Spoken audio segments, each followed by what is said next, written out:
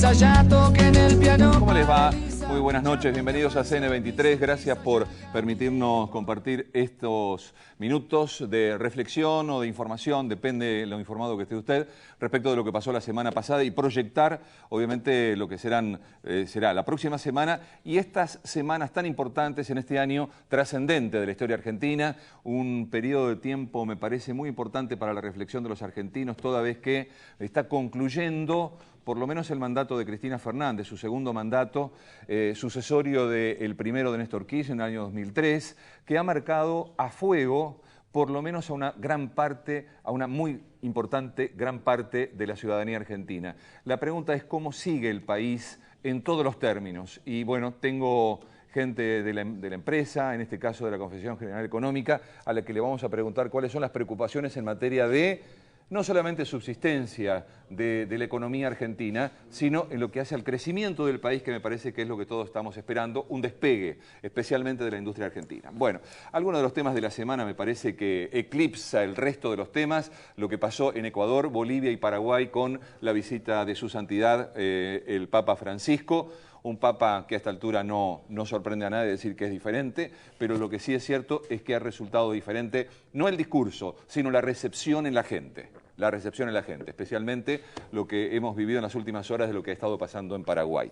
Ese es uno de los temas. El otro tema también muy importante, que yo creo que como sociedad, eso me lo va a decir en un ratito el doctor Tealdi, con el que voy a hablar. El doctor Tealdi, para que usted sepa, es el director de Ética Médica del Hospital de Clínicas de la Ciudad de Buenos Aires. Enfrentarnos a un tema que la Corte dispuso, bueno, con respecto de un paciente, muerte digna, ¿no es cierto?, dispuso la libertad para que los médicos actuaran como les parecía, en beneficio del paciente, pero es un tema que yo creo que como sociedad no sé si estamos preparados para debatirlo, sinceramente le digo. Cuando hablo de sociedad siempre trato de hacer lo que me parece más práctico, que es ponerme yo en lugar de todos nosotros, sentido común sobre todas las cosas y ver, digamos, qué camino tomaría yo referente a un tema. Y me parece que yo en lo particular no estoy preparado para asumir una postura ante semejante tema. Vamos a debatirlo con un médico, un hombre que se tutea con la salud y con la muerte, pero médico argentino al fin, ¿sí? Porque hemos tenido una experiencia, lamentablemente, con un joven que sufrió un accidente de tránsito hace 20 años y en estado vegetativo de hace otros tantos, no encontraba el resguardo legal, la familia, en realidad las hermanas, porque los padres murieron en ese interín, bueno, para poner fin a su sufrimiento. Esa es, digamos, la excusa, ese es el detonante, pero me parece que amerita alguna charla al respecto. Y bueno, el otro tema que a mí en lo personal me llamó la atención, y le voy a decir, como siempre le digo, la verdad más absoluta. Yo tengo postura tomada respecto a algunos temas de la política argentina, de parte, o sea, que tenga que ver con los candidatos, las elecciones, etcétera, y a veces, bueno, a veces no. Trato de no decirlo enfáticamente, por ahí la mayoría se da cuenta. Pero en el caso del Frente para la Victoria y la elección en la capital federal, que los dejó en la segunda vuelta a Lustó y a Rodríguez Larreta, me parecía que la postura que iba a tomar el Frente para la Victoria el viernes a la mañana en conferencia de prensa Recalde, que en realidad yo no creo que fue Recalde, creo que fue Cristina Fernández, la jefa. Me parece que la cámpora no toma decisiones sino la consulta a Cristina, fue decir, bueno, no nos representa ni Macri ni Lustó. Votando a Lustó, votamos a Macri, votando a Rodríguez Larreta, voto a Macri, dijo Recalde, no votamos a ninguno. ¿Pero a quién van a votar? Y yo recordé, porque me gusta mucho la historia y creo que algunas veces lo he dicho y lo he graficado, recordé que el voto en blanco ha sido herramienta política en nuestro país y usado en el año 57 para todo el peronismo, mejor dicho, el peronismo esto lo conoce, por el general Juan Domingo Perón. Cuando la Revolución Libertadora quiere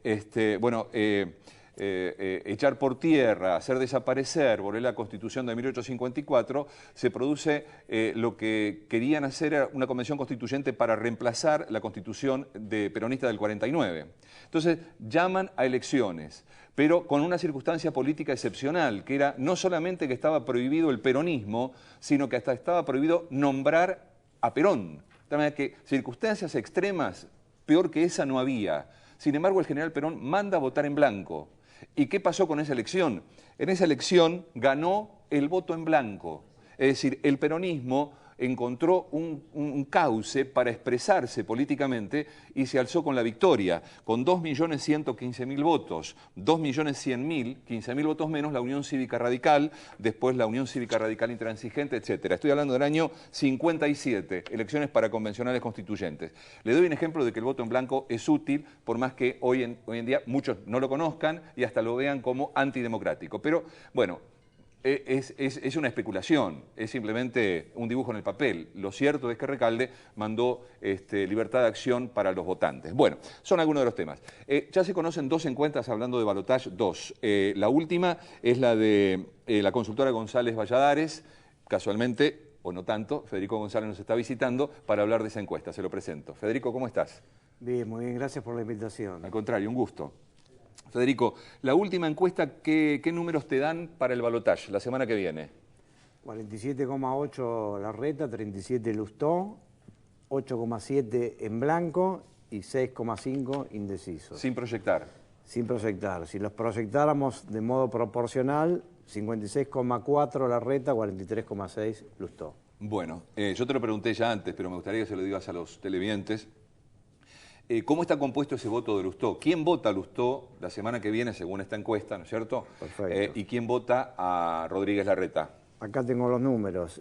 De los votantes de Lustó, el 84,9 lo vuelve a votar. El 11,8 pasa a Larreta. 0,9 en blanco, 2,4 indeciso.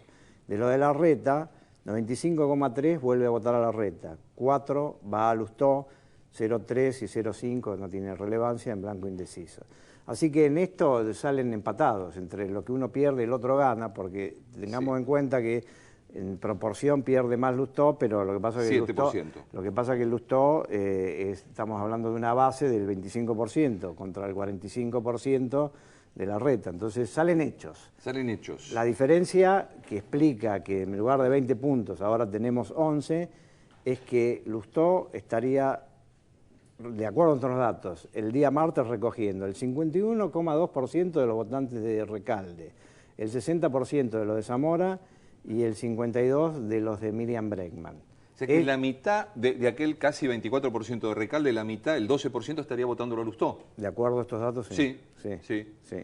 O sea, no compran lo que Recalde ha estado diciendo, digamos, que Lustó y Rodríguez Larreta son lo mismo. Bueno, yo acá habría algunas precisiones. Dale. Por lo menos no compraban antes de que lo dijera.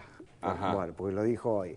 Sí. Pero además yo haría una apreciación que no sé si es una sutileza, para mí no tanto. Sí. No es lo mismo el voto, el llamado al voto en blanco por default, como una sugerencia por defecto, que el voto en blanco enfático. Me parece que no dijo, aconsejamos votar en blanco. ¿No lo dijo? No, lo que dijo es que cada uno haga lo que quiera, claro, porque nosotros no apoyamos a ninguno. El no apoyar a ninguno... Yo me expliqué bien, yo lo que dije que era mi postura. No, la de Recalde, más, lo digo con toda claridad, me hubiese gustado que Recalde mande a votar voto en blanco, digamos, para que el día lunes digan, bueno, acá hay un 20% de que sigue siendo de Recalde. Pero mientras tanto se diluye. El lunes se diluyó. Sí, bueno, aclarado ese punto, que bueno, está bien. A mí me parece que, acá digo algo que por ahí es una figura bastante simple, me parece que a veces uno exagera el peso que pueda tener un dirigente diciendo... Eso es cierto. Bueno, sí. Entonces me parece que yo, si me tuviera que jugar, diría tiene incidencia mínima, porque no todos los que votan a un candidato son, digamos, militantes de la causa. Entonces me parece que una cosa son los simpatizantes, otros los militantes. Inclusive los militantes, algunos tal vez le hacen caso y otros no. ¿Por qué? Porque me parece que el antimacrismo dentro del grupo que votó a Recalde, bueno, en algunos casos es muy pasional. Entonces, claro. Lustó, para esa lógica, es un mal menor. Entonces ahí me parece que hay que distinguir los votantes de Recalde con convicción, alineados con una cierta lógica orgánica, de los que son simpatizantes, hasta pueden ser apasionados, pero que en última instancia van a elegir el mal menor y no la convicción prescripta por el voto partido, en blanco, digamos, es un voto, ¿no? militante, es un voto que si hubiese el viernes a la mañana Recalde hubiese dicho vamos a votar, es la conducción en Capital Federal del voto kirchnerista, se corporiza en Recalde. Y además, esto que decís vos, de que no estás tan seguro de que ese voto, ese es el voto peronista, ese es el que tuvo Filmus en las últimas elecciones. El 20-25% es el anclaje peronista en la Capital Federal. Claro. Por eso, me parece, si hubiese habido otra definición tajante, militante, como lo suele hacerlo el gobierno con otras causas, por ahí quien te dice que se produce el milagro del 20 y pico por ciento de voto en blanco. No lo sabemos. Sí, no lo sabemos y bueno, insisto en este tema de que la lógica con la que vota la gente, un hecho anecdótico, Sí. dato de encuestador. Pregunta, ¿a quién va a votar? Y no sé, a mí me gusta uno, no sé, uno de ojos verdes, le dice. Ajá. Y bueno, como tenía la foto, a ver cuál. Recalde. Bueno, entonces mirá. eso está bien, no son el 22%. Tenés razón, sí. Pero son algunos puntos que no hay que desconsiderar. Bueno, te ¿no? jugaste entonces, a una semana de las elecciones, me decís entonces, resultado final, 56,4, 46,4, a favor de Larreta. Sí, y Bueno. yo digo que eso es abierto, puede cambiar. Ajá. Si cambia y me tuviera que jugar, me parece que se va a achicar, me parece. ¿Para quién? A favor, o sea, que la diferencia no va a ser tan grande De como... 10. Claro. ¿No hay diferencia de 10? Ahí proyectando son esos 12. Yo, si tuviera que especular, diría que es probable que ese voto en blanco que recogimos ahora se achique y sea menos. Porque al otro día, cuando le preguntamos a la gente, no sé, no me gusta ninguno, y no elijo. Pero después, cuando llegue el momento, Sí. el voto en blanco siempre es mucho menos de lo que parece. Claro, natural. Por ahí la gente espera hasta último momento para decidirse. Sí. ¿Has medido presidenciales? ¿Cuándo fue la última? El 27 de junio. Ajá. Ah, bueno, hace poquito. Sí, lo que pasa es que en estos tiempos... Como no tengo tiempo, decime rapidito los números que tenés, a ver. 33,5 Scioli, Sí. el espacio Cambiemos 28,3 Sí. y el espacio UNA Pero, Cambiemos es Macri. es Macri, Sanz y Carrió. Bien. Y el espacio UNA, Massa y de la Sota 23,2. una cosa Ajá. así. Lo tenés muy arriba a Massa. Sí, bueno, Hay Massa otros lo que le tenemos dan- como cerca de 19 y después el resto de la Sota, sí. Yo siempre fui un crítico del concepto de polarización, me parece que acá lo están usando en forma prematura, exagerada ¿Ah, sí? e indebida, sí. ¿Vos Porque, crees que no hay polarización? absolutamente, porque esto no quiere decir que, que el orden ese no sea, digamos, claro y que Massa tenga menores chances. Lo que pasa, polarización para mí, en el lenguaje que yo entiendo, es 80% que se lo llevan dos candidatos y el resto Claro, se lo reparten. tenés razón, sí. Entonces me parece que se habla de polarización, se muestran números que no tienen que ver con la polarización, al menos con el significado que yo le doy. Pero bueno, eso podríamos analizarlo mejor, pero lástima que no tenemos tiempo. ¿Tenés imagen de la presidenta? La última que tomaste. No tenés. Hace mucho que no tengo. No, pero repuntó después de lo de Nisman. Sí. Lo hablamos con vos. Sí, creo. había repuntado unos puntos. Sí, Claro. sí. Bueno, Federico, gracias por este ratito. No, gracias por la Muy amable. invitación. Gracias. Hasta luego. Me acompañan, voy a hablar con Claudio Lozano, diputado de Unidad Popular. Mira, me parece que lo traje engañado, porque el primer tema que tengo anotado acá me parece que va a ser el último. Y es hombre de la política. Claro, tengo anotado... ¿Cómo te va, Claudio? Bien, ¿cómo Tengo estás? debate porque dijiste cosas importantes en el debate por la asignación universal por hijo. Bueno. Está bien, pero estoy hablando de política, estoy hablando de elecciones, estoy hablando de números. ¿A quién votaste en Capital? Vos sos de Capital. Nosotros somos una fuerza política en Capital que es Camino Popular. Entonces... Y salimos sextos. Lamentablemente no pusimos el legislador, que era Itay Hackman. ¿Y vas a votar y votar? Sí. ¿O te quedás en tu casa tomando Muy mate? probablemente, yo en particular, probablemente voté en blanco, digamos. Nosotros hemos caracterizado a Macri y al macrismo, o a Larreta y a Lustó como parte de una misma coalición política, así que no... La verdad que ambos sostienen como al mismo candidato presidencial. Más o menos, claro. La verdad que Lustó es una cara nueva de una estructura muy vieja que hay por detrás, que es toda la estructura del viejo radicalismo asociado a Nosiglia, que ha sido socio de Macri durante todo este tiempo, y francamente no nos parece que sea alternativa. Por lo tanto, más allá de lo que hagan los votantes nuestros, los 45.000 que nos votaron, Hoy no que sé lo si decidirán ellos, nosotros no vamos a acompañar a ninguno. Vos sabés que yo coincido con vos, pero le agrego otro análisis. Digo, hoy es un día, no sé, pero me parece que estoy diciendo muchas cosas que por ahí políticamente no son correctas, pero no importa. Pero me da la sensación de que Lustó es una suerte de cáscara vacía. Digamos, ¿qué tiene de historia política que me garantice a mí un perfil de gobierno de la ciudad X? El día viernes yo retuiteé algo que él tuiteó. Digamos, es un muchacho pegado a las redes sociales, a este modernismo. No digo que desconozco, pero que entiendo menos. Algo así como vamos a hacer la distribución de presupuesto con aquellas cuestiones más importantes. Punto. Yo digo, bueno, ¿y dónde viene el desarrollo? Digamos, es como que no hay proyecto ahí. Aún suponiendo que fuera así, los legisladores que están con Lustó votaron el presupuesto de Macri. Las prioridades presupuestarias de Larreta y del macrismo fueron apoyadas por quienes en la legislatura hoy están respaldando a Lustó. ¿Puede decir que cambió de discurso? No, lo que quiero decir es que Lustó es alguien que cree que su sola figura resuelve los problemas. Y por lo tanto que puede estar en cualquier lado, no importa lo que haya detrás de él. Entonces puede estar en el gobierno nacional, con una determinada estructura de poder detrás, como ministro de Economía, dando como resultado la experiencia de la 125, y puede estar ahora en otro espacio político con una coalición muy distinta, y siempre diciendo cosas como que dependen solamente de él.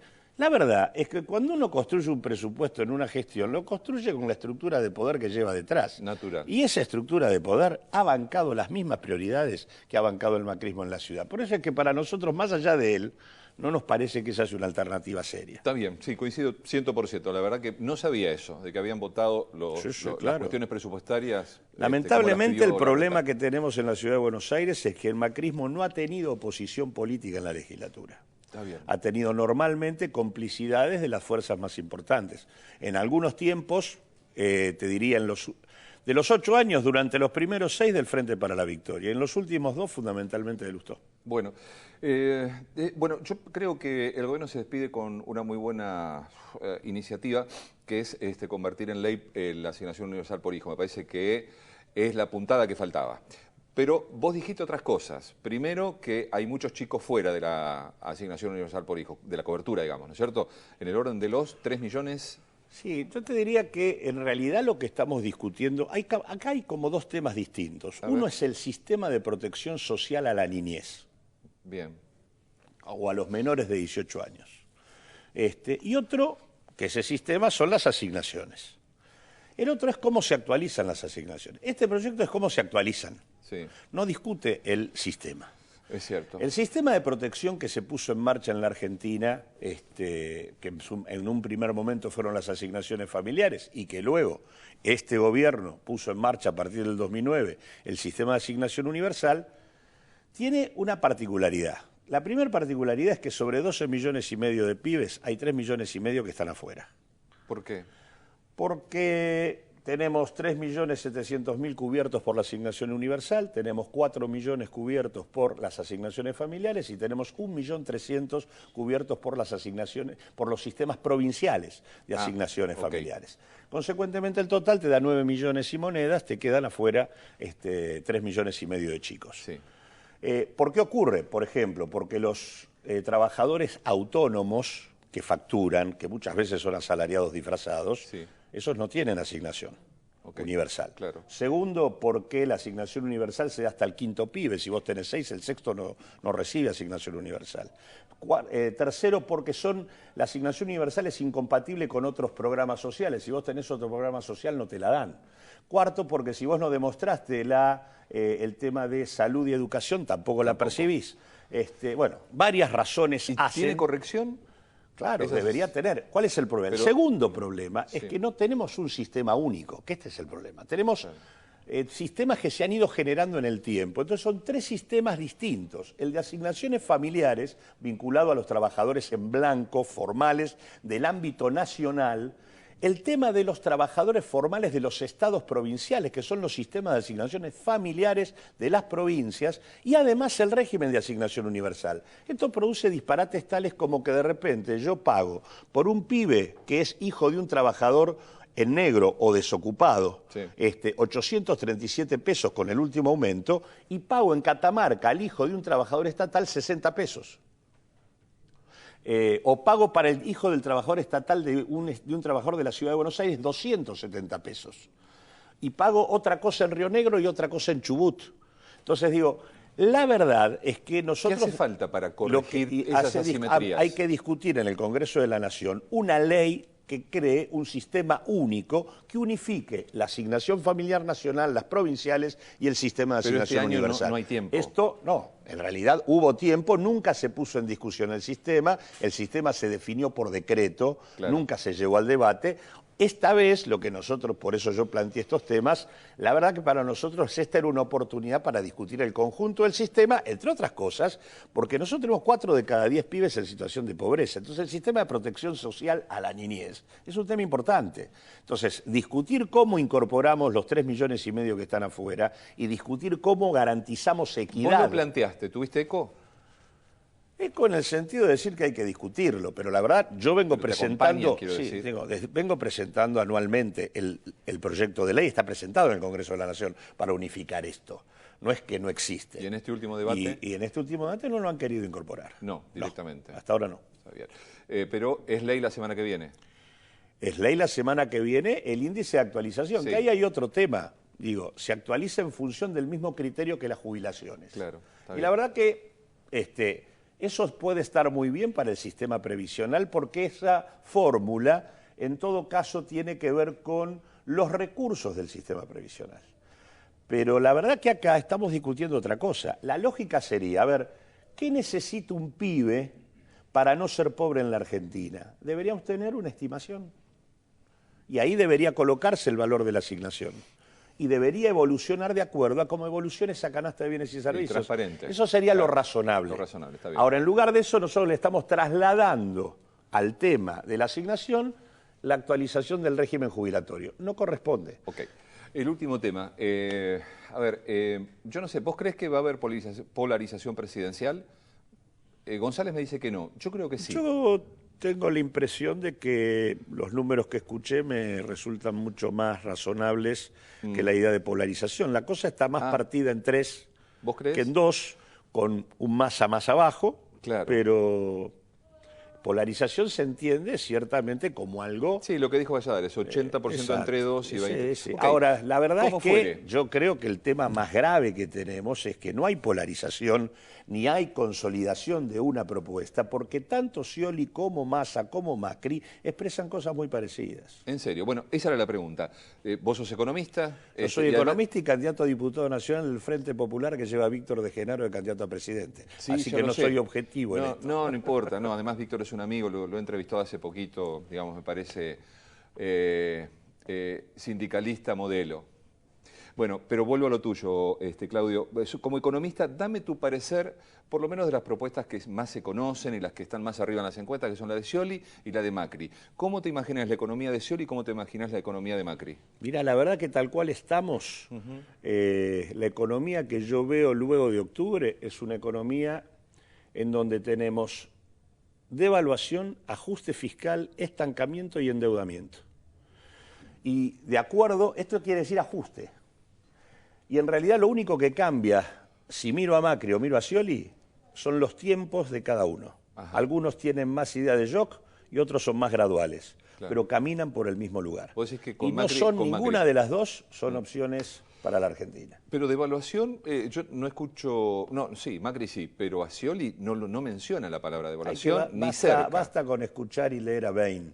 Si a vos te dice Bain, que Bain es el... se kirchnerizó en las últimas 3-4 No, semanas. Bain siempre tuvo una Salió posición... a apoyar a No, la Bain AFI tuvo- en su Bain control siempre del tuvo- mercado. Bain siempre tuvo una actitud bastante más cercana al gobierno, pero independientemente de eso, el problema de Bain...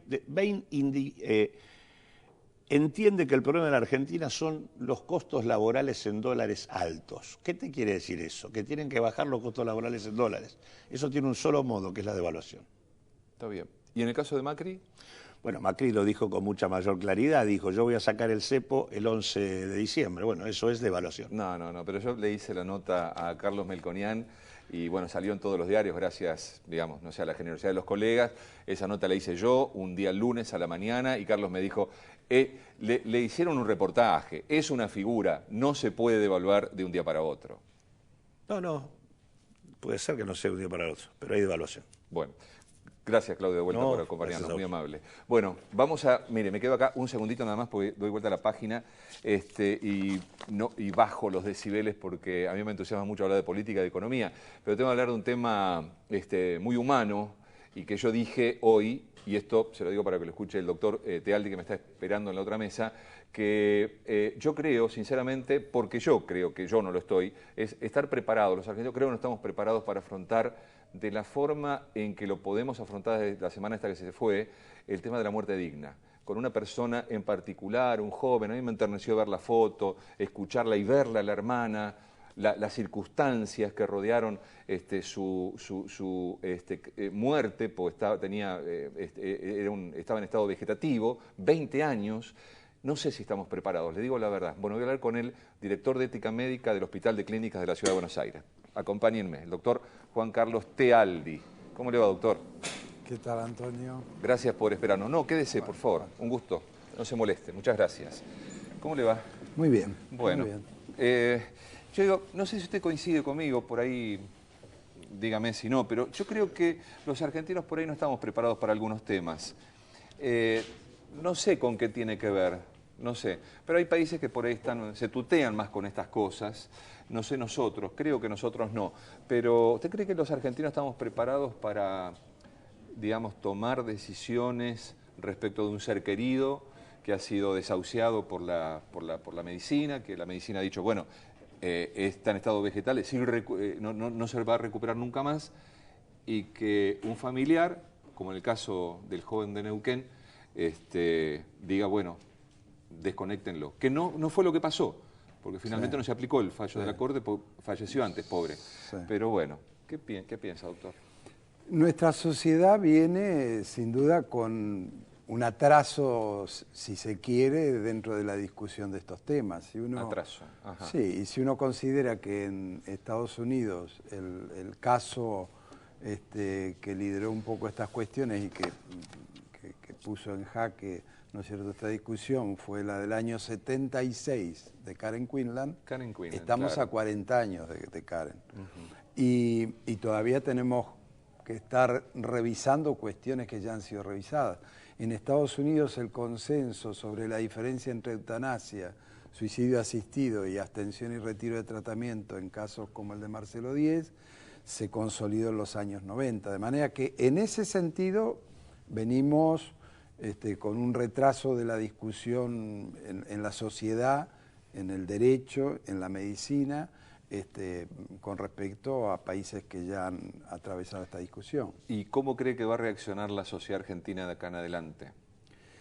Bueno, la sociedad argentina tiene madurez suficiente como para debatir, asimilar, comprender y tomar posiciones en estas cuestiones. Claro que, ¿qué opera aquí? Aquí han operado en contra, digamos, yo diría tres grandes absolutismos, le llamaría. Por un lado, el tradicional de la visión religiosa del principio de santidad de la vida, llevado a su extremo, a punto tal de absolutizarlo, digamos. Cuestión que por En el caso de Marcelo Díez, al otro día o ese mismo día, una autoridad religiosa de Neuquén, supongo que el obispo de Neuquén o arzobispo, no sé, se explayó en lo que considera la verdad católica sobre el tema, ¿no? Sí, claro. Oponiéndose, claramente. Claro, pero una verdad que por otro lado se la ha desmentido el propio Papa Juan Pablo II cuando tuvo que decir qué quería que hicieran con él y que no quería estar sometido a tratamientos inútiles para prolongarlo mecánicamente. Bueno. Así que por eso digo, hay muchas personas que en nombre de no son temas definidos, son temas que están en discusión. Claro. Por otro lado, la medicina ha sido llevada al imperativo tecnológico de todos los recursos que uno tiene, usarlos, más allá de si debe usarlos o no. Entonces, ha habido un asedio y hay un asedio tecnológico del cuerpo humano en torno a disponer de toda la aparatología. Usted si entra en una terapia intensiva es como una suerte de portaaviones con todos los recursos para... Ahora, hay que utilizarlos si la vida está en estado crítico, si la podemos luchar en contra de la muerte y si podemos devolver al paciente a un estado de salud. Si no, no. Y el tercero no menor y que en cierta manera aparece como debilidad del fallo último que acabamos de conocer de la Corte Suprema, es la absolutización de la autonomía individual por parte del derecho, donde todo se centra en las decisiones individuales. Usted fíjese que en el caso de Marcelo Díez, la Corte le otorga a la familia el derecho a demandar la interrupción de tratamientos porque Marcelo se había expresado en vida, con lo cual la familia opera simplemente dando declaración jurada de que Marcelo en vida se oponía a este tipo de tratamiento. Antes que usted siga, Sí. ¿qué pasa si Marcelo no se hubiese expresado en vida? Esa es la gran pregunta. Es decir, Bueno, pero hay ahora un fallo de la Corte. bueno, yo no sé qué pasará, pero es insensato el dejar abierta esa puerta, no haberla cubierto. Ha sido un grave error en la interpretación del caso. ¿El fallo de la Corte dice? Sí, sí, Ajá. sí, sí. Porque yo creo que se han equivocado en cuál es el foco de la cuestión. La ley de muerte digna, hay que decirlo, tutela el derecho que todos tenemos a no vernos sometidos a tratamientos médicos inútiles. Este es el derecho que tutela. Entonces, si nosotros tenemos ese derecho, estando conscientes, también lo tenemos estando en inconsciencia y si no nos hemos expresado. Lo que sucede es que alguien tiene que representar nuestros mejores intereses para decir, no, mire, nosotros familiares no queremos que se siga adelante con esto en nombre... O sea que de el lo fallo de la creemos que Corte para usted no es completo. no es completo, ¿no? Deja una puerta, no deja una puerta, nos deja como antes entonces, porque si yo no expreso mi voluntad en vida de que me desconecten en el caso de que sea un vegetal, Sí. es decir, Bueno, esta situación pasa? esta situación la salva, es decir, si uno se expresó en vida, pero fíjese que en Estados pero Unidos... si no me expreso en vida, ¿qué pasa? Claro, por ejemplo, en Estados Unidos, que es el país que más ha trabajado para las directivas anticipadas, esto es para la expresión previa Sí. acerca de lo que uno quiere, se alcanzó solamente el 30% de la población que lo expresara. Ajá. Y eso que cada vez que una persona entra en un hospital, a usted le ponen delante un formulario... En Estados Unidos. En Estados Unidos. Ajá. Y le dicen, en el idioma que usted habla, Sí. sea chino, japonés, coreano, Sí. el que sea, a usted le ponen un documento y le dicen, léalo y díganos qué es lo que usted quiere en caso de que haga un paro cardíaco, en caso de que usted entró hoy pero dentro de 10 días esté en una insuficiencia que haya que hacerle respiración mecánica. Así todo, solo el 30% de la población se pide. Ok. Con lo cual hay que dejar salvar este tema, ¿no? Dos o tres preguntitas más. Yo le pregunté si la sociedad, si usted creía que la sociedad estaba preparada. Bueno, usted me pone los muy claros ejemplos. Me da la sensación, o sea, afirma lo que yo creo, que estamos lejos de tomar, no ligeramente, pero más tranquilamente ciertas decisiones. Estamos lejos todavía. Me parece que hace falta meditarlo como sociedad. ¿Cómo están los médicos argentinos con respecto a este tema? ¿Cómo está la medicina? Claro, porque una cosa es la sociedad Claro. y la medicina es parte de la sociedad, pero es parte del problema. La medicina actual no ha formado suficiente conciencia del manejo de estos temas. Por eso digo, la medicina actual está presionada por el imperativo de la ciencia y la tecnología, que cada vez le desarrolla más aparatología, ¿no es cierto?, más medios de tratamiento, está presionada por eso a usar esa aparatología. Por otro lado, está presionada por sectores conservadores de la sociedad que dicen que la vida hay que mantenerla hasta que haya una única célula viva, aunque el cuerpo tenga una célula viva hay que mantener la vida, lo cual es un absurdo para cualquier persona razonable. Y por otra, con el derecho que los médicos lo sienten con una amenaza de que si no hago las cosas como me dicen me van a meter un juicio de mala praxis. Entonces, yo creo que la medicina tiene que recuperar y restaurar su valor en tanto profesión, en cuanto a que tiene que asumir los desafíos de la situación. Mire, la medicina en los casos como Marcelo Díez se ha expedido, lo que sucede es que no hay el valor suficiente como para defenderlo tajantemente.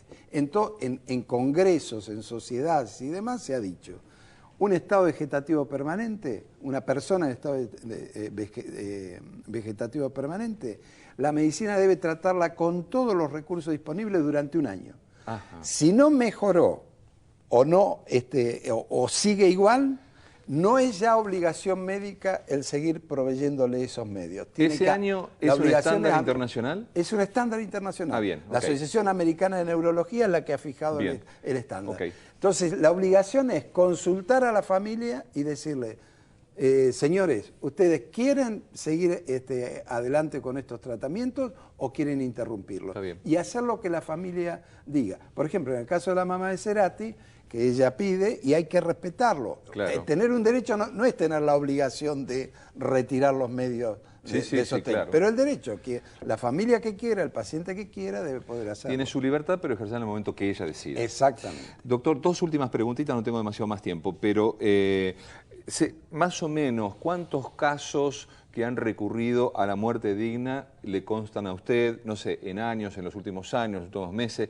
Quiero saber si estos casos de muerte, de pedido de muerte digna o no sé, desconexión de la asistencia mecánica, es importante o son casos muy, muy puntuales.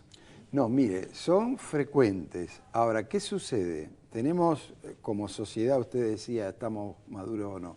Políticamente, desde el punto de vista de la administración pública, tendríamos que desarrollar más, en este caso en particular, también en otros. El hecho de que sancionar una buena norma no significa que la norma sea o alcance efectividad. Claro. Hay que seguirla la norma, hay que apoyarla, hay que darle recursos, hay que hacer educación y hay que hacer seguimiento. No sabemos cuántos casos de estado vegetativo permanente tenemos en la Argentina. No tenemos un seguimiento de las demandas. En el Hospital de Clínicas, un médico de terapia intensiva ha empezado a coordinar un proyecto para averiguar, por ejemplo, cuál es la conciencia que tienen los médicos de terapia acerca de la ley y las demandas que reciben, porque tenemos temor de una cosa, tenemos temor, y eso lo hemos podido comprobar, de algunos familiares que con pacientes que todavía están bajo tratamiento y con chances de beneficio, vienen a decir, doctor, queremos una muerte digna para nuestro abuelo, nuestro papá, lo que sea. No, señora, y tenemos que salir a aclararle, mire, la primera obligación de la medicina es, si se puede beneficiar al paciente, hacerlo. De manera que la muerte digna llega para los casos de enfermedades irreversibles, incurables o terminales. Es decir, donde la medicina nada puede hacer. Pero mientras la medicina puede beneficiar al paciente, debe hacerlo. Muchísimas gracias por aclararme tantas cosas. Espero que también a usted lo haya aclarado un poquito en la casa. Gracias a usted. Vamos a tener más charlas de estas porque me parece que estamos bastante inmaduros como sociedad y la única forma de madurar es aprendiendo, escuchando la experiencia de gente como el doctor Tealdi. Gracias, doctor, por habernos visitado. Gracias, Antonio. Muy amable. Gracias. Bueno, cambio el tema nuevamente. Nos tironea siempre la política y la economía, porque en definitiva, bueno, estos temas nos hacen pensar, pero lo que nos hacen hacer mala sangre mayormente es el sueldo, la plata y las obligaciones, ¿no es cierto?, que contraemos como familia. Así que, bueno, ahora voy a hablar con Ider Peretti, que es presidente de la Confederación General Económica Argentina. Ider, ¿cómo estás? Un gusto. Un gusto. ¿Cómo andas? ¿Bien? Bien, bien. Bueno, lo traje a Ider Peretti por una sola cuestión. Hay noticias muy importantes que prácticamente pasan desapercibidas, ya no para los multimedios, yo creo que para algunos que no entienden el significado de algunas noticias. El Banco Central la semana que pasó dispuso que todos los bancos de Argentina dispongan el 7,5% de los depósitos que tienen, el 7,5%, es mucha plata, para proyectos productivos, y aplicándoles una tasa que me decía un economista, lástima que se fue Claudio Lozano, pero el porcentaje de tasa que rige en la Argentina, o digamos mayormente de promedio, para el descubierto bancario es de 36%. La tasa que dispuso el Banco Central es del 18% para esos préstamos. Es bastante ventajosa, no sé si es la ideal. Pero me parece que se da un pasito en procura de lo que es, además hasta motivo de campaña, inversión. Bueno, se dio un paso para eso. Yo no sé si es efectivo o no, Ider Peretti debe saber. Bueno, sin lugar a dudas que es efectivo, es un paso muy importante. Nosotros justamente el martes próximo fuimos convocados por el Banco Central, junto a las demás gremiales empresarias, para seguir trabajando sobre esto que se denominó líneas de inversiones productivas, para el financiamiento de las pymes, para el financiamiento de las pequeñas y medianas empresas. Así que nosotros compartimos totalmente, sabemos que es fundamental para defender a nuestras pymes, defender a nuestras economías regionales, defender a esos pequeños y medianos empresarios que tan importantes son para la economía de nuestro país. El volumen del 7.5 de los depósitos.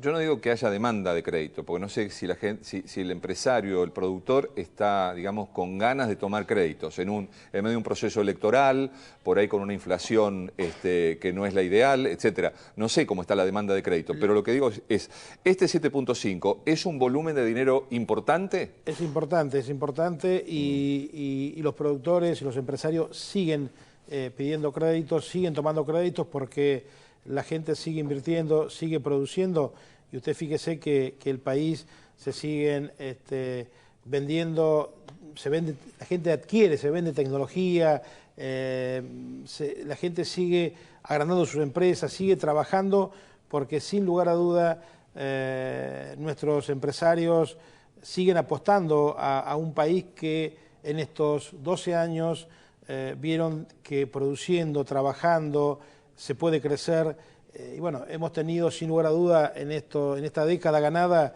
el crecimiento más grande de la historia argentina, y eso los empresarios no lo desconocen, los empresarios saben de que vienen momentos más duros, porque el mundo lamentablemente está marcando precios a la baja, se nos torna cada vez más difícil ser competitivos, pero justamente esa es la batalla que tenemos que dar en estos tiempos que vienen. Nosotros de la CGE estamos trabajando ya con algunos dirigentes de la CGT, con dirigentes de los trabajadores, porque consideramos que así como el general Perón, allá por los años 55, hizo ese gran congreso entre trabajadores y empresarios, nosotros estamos trabajando nuevamente para fines del 16, para fines del año que viene, para lograr un gran congreso nuevamente entre trabajadores y empresarios, para lograr la competitividad que necesitamos, y seguramente que eso se pueda reflejar en una ley que se llamará Ley de la Producción y del Bienestar Social, Bienestar General de los Argentinos. Está bien.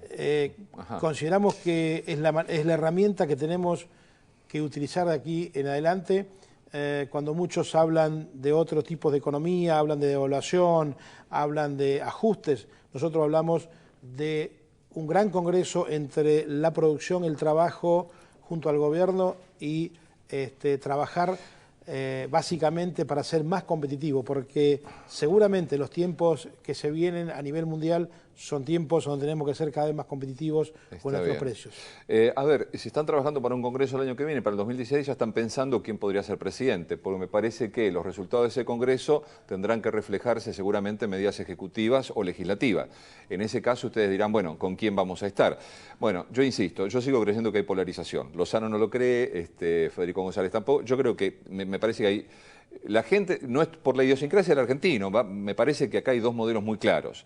Y descarto, digamos, hoy a Massa porque las encuestas no le dan posibilidades matemáticas de estar en la presidencia. Seguro. Así es que, entre esos dos modelos, Ider, Scioli por un lado, Macri por el otro, ¿cuál se adapta mejor, digamos, a ese proyecto de estar planteándose seguir creciendo con empresarios, por ejemplo, y trabajadores de la mano? Sin lugar a duda, como dice Scioli, tenemos que seguir construyendo sobre los cimientos que este gobierno, en esta década ganada, ha puesto en este país al servicio de los argentinos. Nosotros tenemos que crecer sobre esos cimientos, desarrollando políticas que sigan siendo políticas de inclusión social, en primer lugar, políticas a donde se defienda la industria nacional, a donde se defienda al empleo, al trabajo.